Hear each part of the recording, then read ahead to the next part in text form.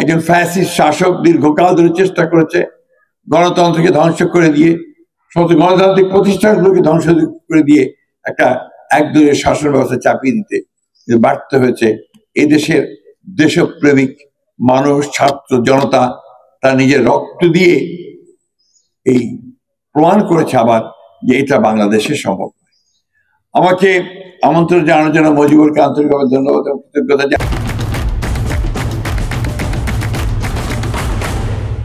জানাই। একটা জিনিস আমাদের সবাইকে মনে রাখতে হবে, আজকে এই মুহূর্তে সেই কথাটা বলা প্রয়োজন বলে আমি মনে করছি, যে সামনে আমাদের গণতন্ত্রের উত্তরণের একটা সুযোগ সৃষ্টি হয়েছে। অর্থাৎ আমরা আগামী 26শে ফেব্রুয়ারি মাসে নির্বাচনে যাওয়ার একটা কথা হয়েছে। এই নির্বাচনটা বাংলাদেশের মানুষের জন্য অত্যন্ত গুরুত্বপূর্ণ, বাংলাদেশের ভবিষ্যতের জন্য গুরুত্বপূর্ণ, বাংলাদেশের গণতন্ত্রের জন্য গুরুত্বপূর্ণ। কারণ এই নির্বাচনে যদি আমরা কোনো ভুল সিদ্ধান্ত নেই, তাহলে জাতি এর জন্য অনেকটা আমি মনে করি যে তাকে পে করতে হবে। এবং আমি বিশ্বাস করি বাংলাদেশের মানুষ কখনো ভুল করে না, এবারও ভুল করবে না, সঠিক সিদ্ধান্ত নেবে। প্রথম আলোর প্রথম থেকে একটা চেষ্টা ছিল যে এই দেশে একটি সত্যিকার অর্থেই প্রগতিশীল, অসাম্প্রদায়িক এবং বুদ্ধি চর্চার বিশ্বাসী একটি তরুণ প্রজন্মের সৃষ্টি করা। চেষ্টা করেছে, কতটা সফল হয়েছে সেটা আমি বলতে পারবো না।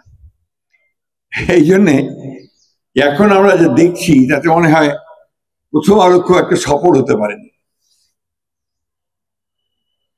আজকে দুর্ভাগ্যজনকভাবে বাংলাদেশে সাম্প্রদায়িকতার চর্চা যারা করেন তারা বেশ বাহবা পান, তালি পান, অনেক পাঠকও পেয়ে যান।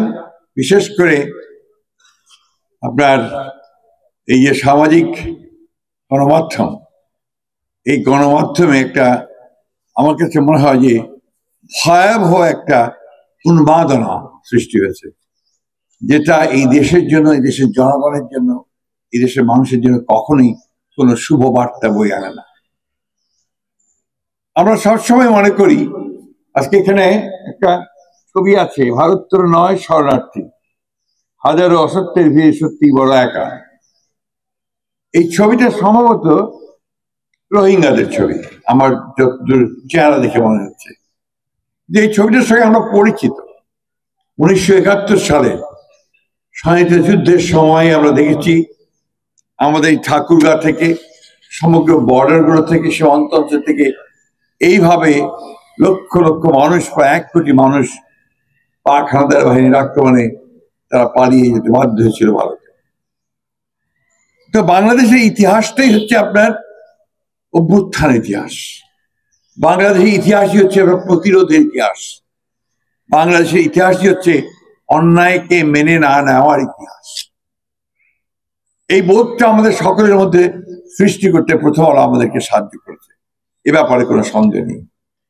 আজকে খুব খারাপ লাগে, দুঃখ, আমি জানি আমার এই কথাটা অনেক বিরূপ সমালোচনা হবে, তারপর বলতে আমার এতটুকু দ্বিধা নেই, আমার সাহসের কোনো অভাব নেই। যে আমাদেরকে এই দৃশ্য দেখতে হয় যে মত প্রকাশের জন্য, স্বাধীনভাবে মত প্রকাশের জন্য প্রথম আলোর যে কার্যালয় ঘেরাও করা হয়, পুড়িয়ে দেওয়ার হুমকি দেওয়া হয়, এই বিষয়গুলো কিন্তু বাংলাদেশের সঙ্গে সাজে না, মানায় না।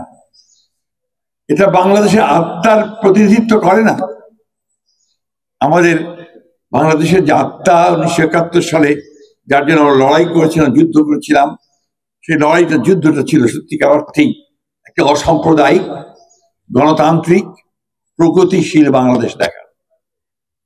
আমি এটুকু খুব জোর গলায় বলতে পারি যে আমি এখনো সেই পথেই আছি, এবং আমরা বাংলাদেশের মানুষ, আমরা 90% মানুষই আমরা সেই পথেই আছি। আমরা বিশ্বাস করি যে সত্যের জয় হবে, প্রমাণিত হয়েছে।